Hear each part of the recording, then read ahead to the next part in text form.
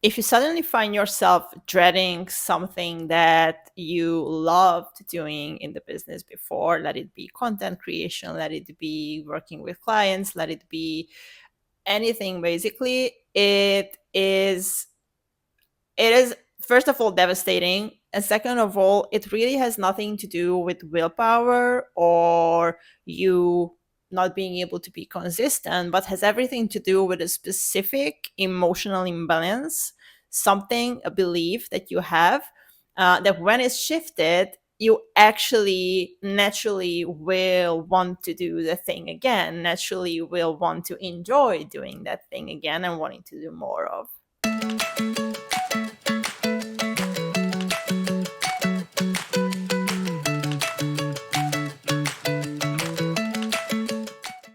Hi, guys. Welcome back to the She Who Leads podcast. I'm Daniela Varga, your intuitive business coach, helping you build a flourishing and fun business around your soul pool. How cool is that? Um, so, today's episode is all about this feeling of basically not wanting to do the things that you were excited before.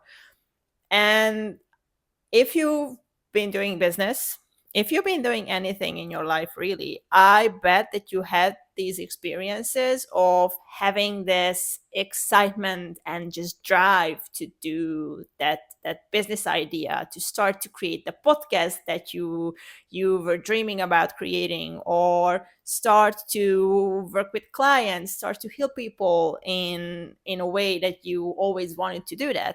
And then you are starting to do the things that lead you there, starting to record the podcast episodes, starting to publish the podcast episodes, starting to like do all the things.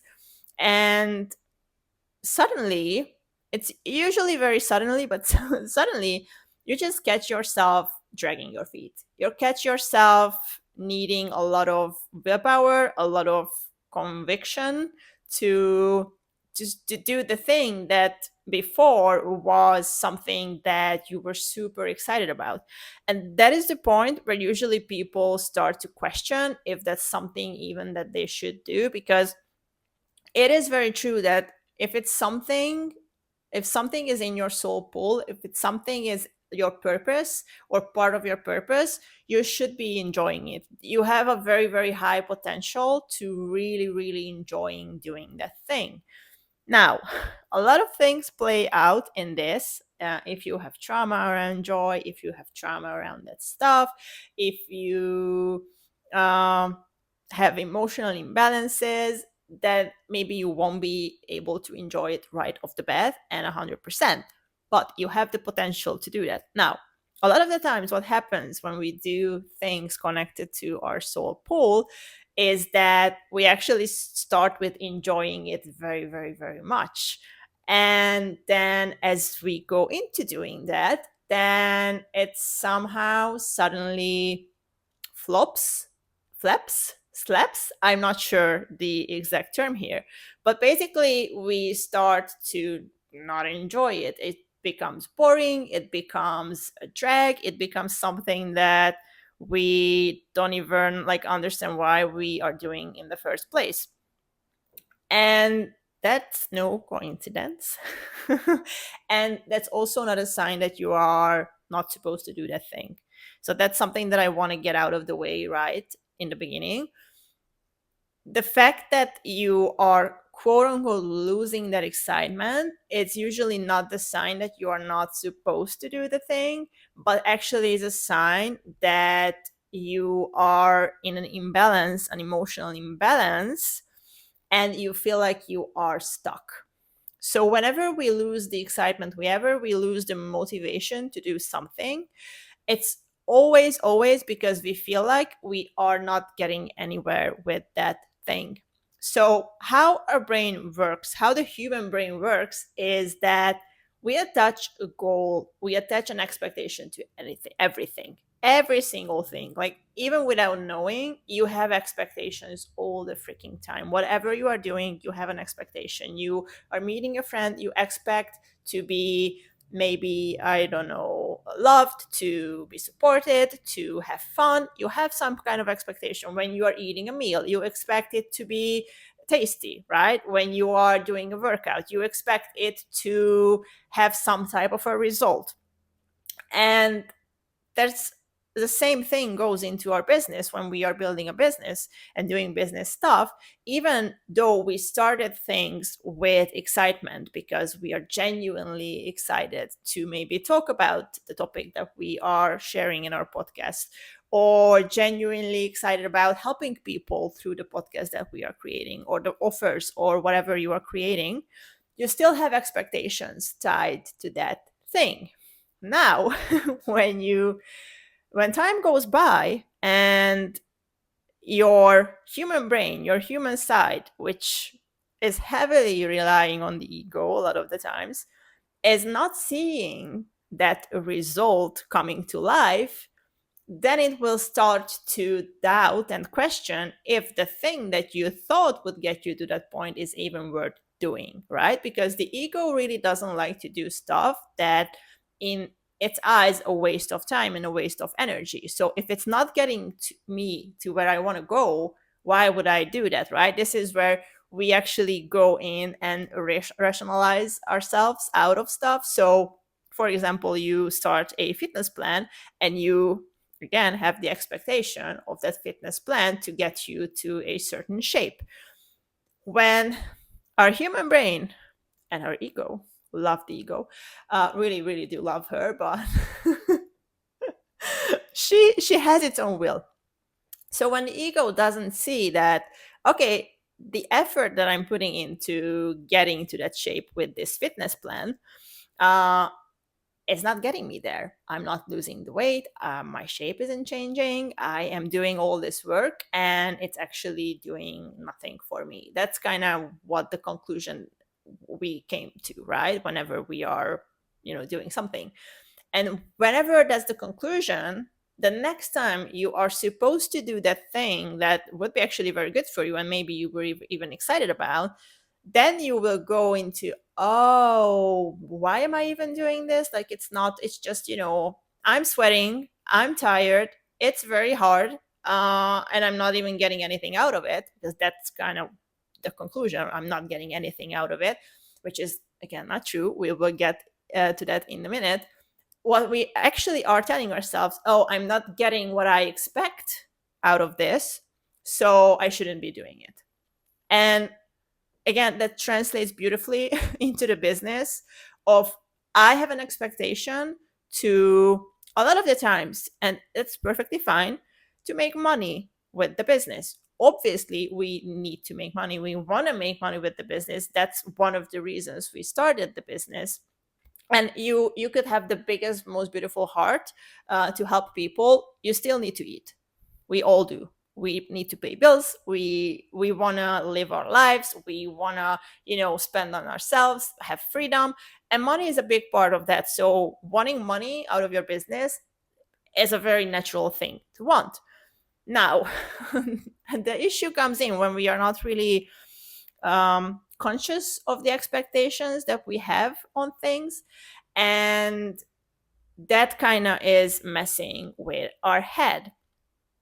So when we get into this place of, oh, I actually don't want to do something which was super exciting before, and I don't want to do the thing that I kind of know would bring me ahead, move me ahead, but again, we have this sort of, what's the point, is always coming from what I said, feeling stuck, which is always the emotional root cause of that, is not seeing the change that we are actually creating with what we are doing. And what we do, why we don't see that change, is coming from all the things that I said, is because our ego is very much wired to wanting specific things. We are all built this way, especially our human self, is that we want specific thing.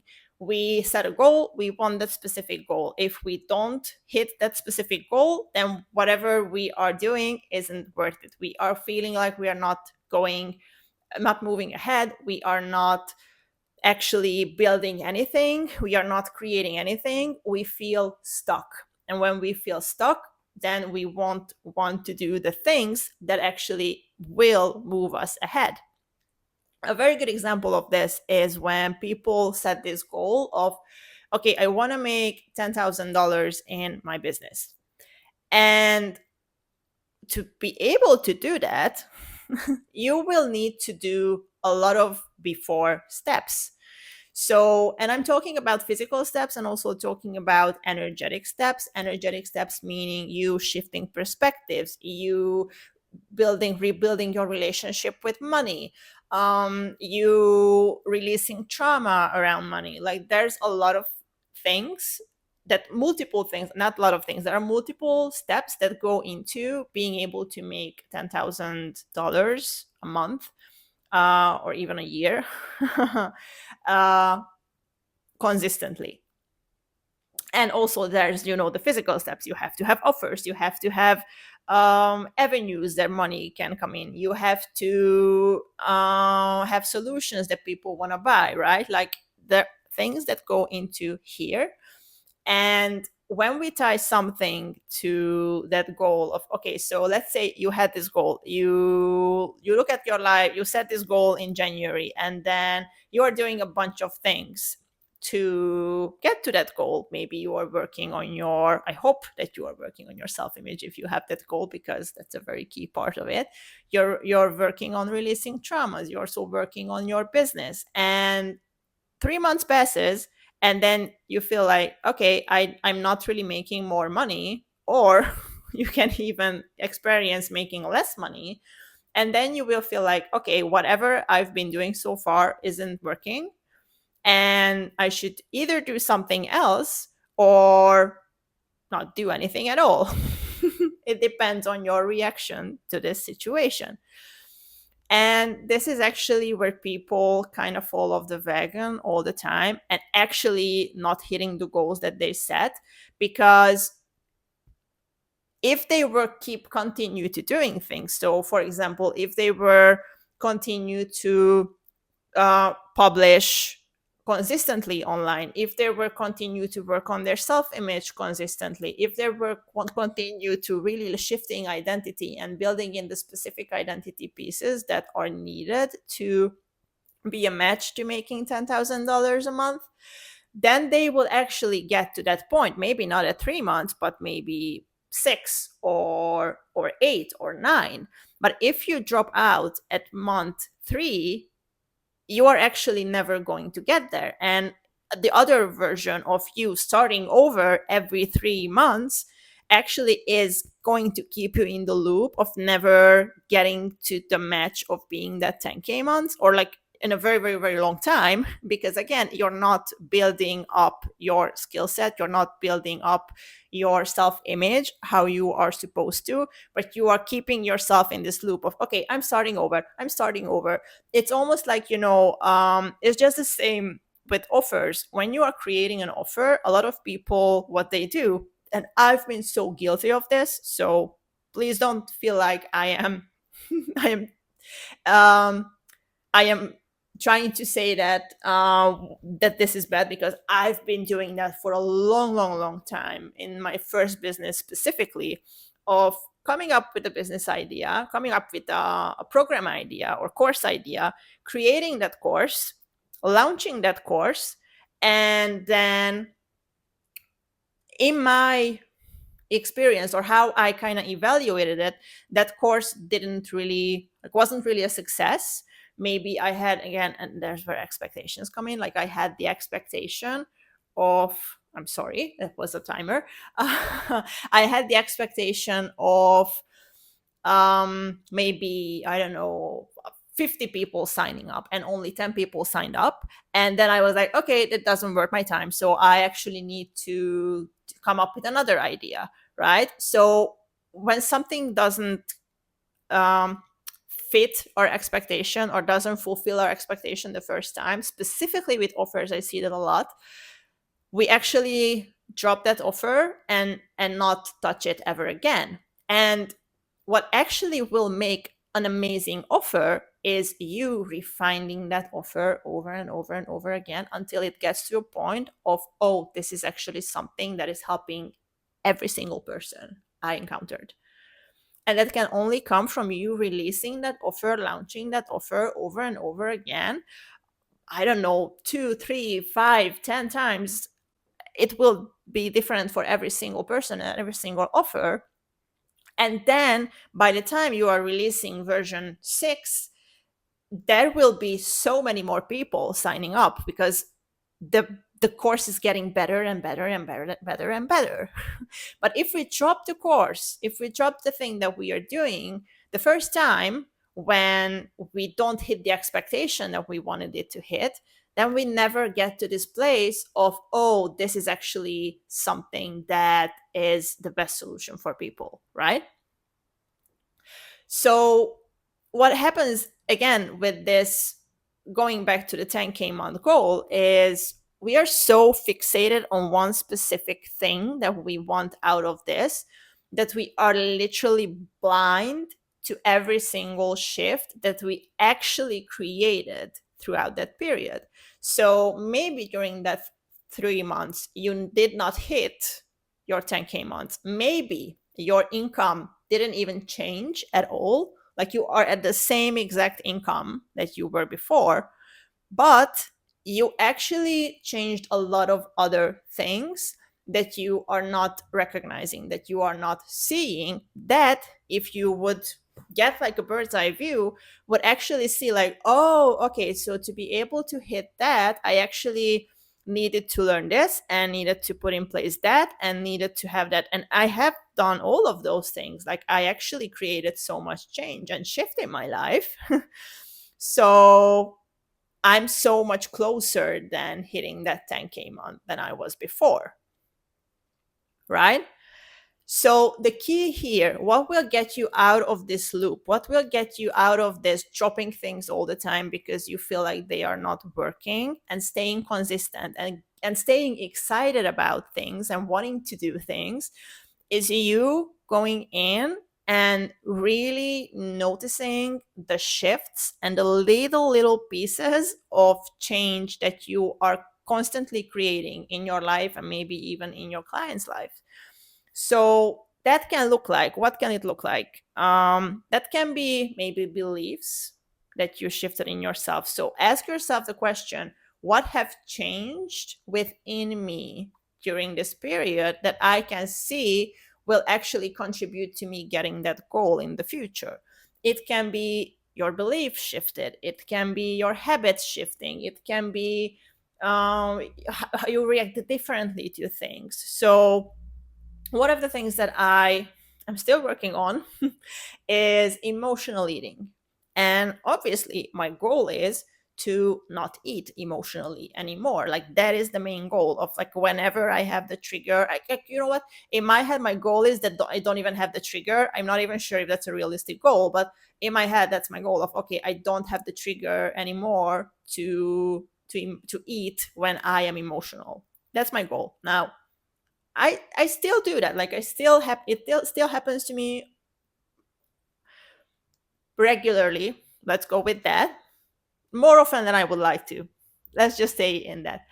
And if I were fixated on that goal of, oh, I want to get rid of emotional eating for good, that I could really be in this headspace of, oh, whenever I am encountering that, whenever I'm doing that, whenever I find myself, oh, I still ate this, I don't know, bag of chips because I was emotional. I could go in and, like, whatever I'm doing right now to shift that, to release that, because I'm doing a bunch of stuff to shift that, I would go like, oh, this actually is not working and I should just stop doing that. But because I'm actually seeing all the different little pieces of change that I am doing with this, I am motivated to continue. I am actually excited to continue doing what I've been doing because I see, like, oh, okay, so maybe I did not get rid of that, but just this week, I actually had 2 occasions where I really, really, really wanted to eat junk food. And I was able to actually stop myself and not eat junk food, but chose something else instead. Like, that's a huge win for me. That's a huge freaking win of not going straight for the chips or the chocolate or the sugary stuff, but I chose to eat I think overnight oats was my choice of food. So, which is actually very good for me. So it's a big, big, big win. And that's kind of one of the examples that how you can see, like, okay, how did your reaction shift? My reaction shifted. My previous reaction would have been like, okay, I'm going down the store and I'm buying chips. Now my reaction was, okay, I'm not going down the store. I am choosing something else that I have. That's maybe a healthier version. Uh, Another thing could be, which again, coming from this emotional eating example, is that I actually, another time, I stopped myself from just like going into the spiral of, oh, I want to eat. I stopped myself and I started to ask questions for myself of, okay, why do I want to eat? What do I need right now? What would help me get that? And I started to give that to myself, and it really helped. And that was the first time I was able to do that. So again, that was a big, big, big shift. But if I was fixated on, oh, I still had the urge to emotionally eat, then I would have dismissed that, and I wouldn't really see how much actually I grow, how the progress I have made.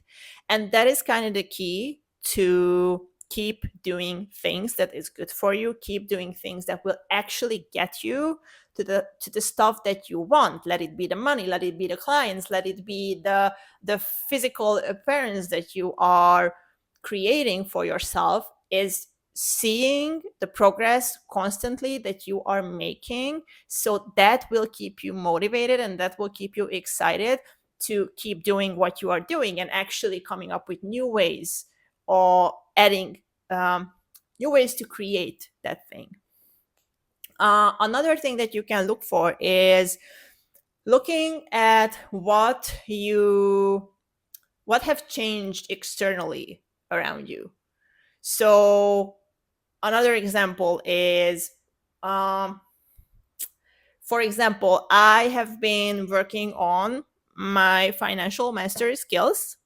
And one of the things is that me seeing how my wealth is changing all the time, how my wealth is upgrading around me all the time.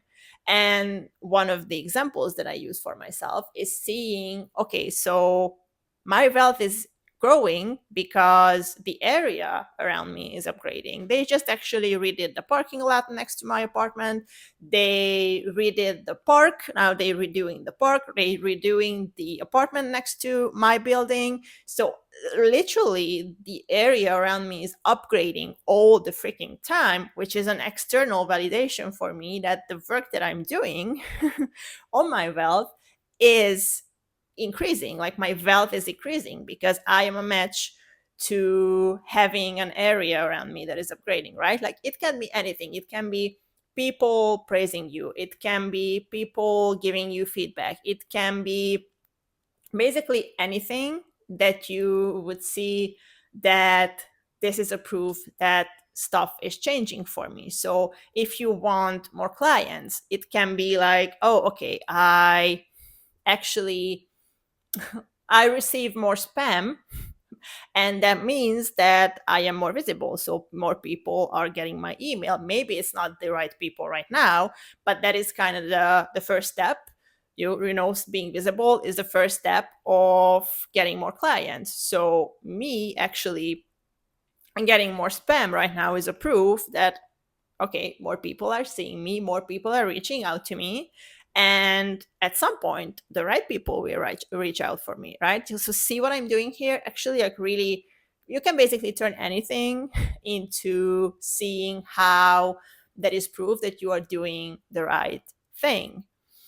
um what I would love for you to go is really go in on the thing that you feel like you're dragging your feet right now, that you know in your heart would be a good thing. It could be, you know, the podcast that you are neglecting. It could be energetic work that you are neglecting. It could be creating content for your business, creating that offer that you are really neglecting, and just going in. But usually these things are more to, things that we need to do like over and over and over again. So something that you feel like you should be consistent with and you are not, you don't feel like doing it anymore, go in and see what is kind of the expectation that you have with that. Like, what do you envision this will get you? And see how you already are getting closer to that every single day by doing that. I will promise you this will change your whole life in how you are being present in your business and how you feel like what you are doing is worth the time and effort and energy that you put in. And when you feel like it is worth the time and effort and energy that you put into things, then you will want to do it. And when you will want to do it, you won't procrastinate, you won't fall off the wagon, you will stay consistent. And that's the whole point to doing things, right? And you will actually find your way to enjoy them again, which is, again, for me, is one of the main points of doing my business, my soul business. That's something that I want to enjoy every single day. And I want you to have that too. Want you to enjoy that every single day. So this is the task. This is what will help you. And if you feel like you need more help with this, if you feel like you are not able to pinpoint the emotional root cause, if you feel like you're still stuck with stuff, or if you just like want guidance on maybe how to make your business work for you and not the other way around, because our business should be working for us and not us, not we trying to mold ourselves into someone who makes the business work. So if you need guidance with that, then you can actually sign up for a free clarity call with me, which is a free coaching session where we can dive into the biggest block that you have around your business right now, what is keeping you, what gifts you should be using that you're maybe not using right now that would accelerate your business growth, like all these fun stuff. And yeah, it will really help you kind of gain the best clarity that you need right now. And my goal is always to get you super excited about the next step. So that is also in the mix with this session. Okay, the link for that is in the show notes.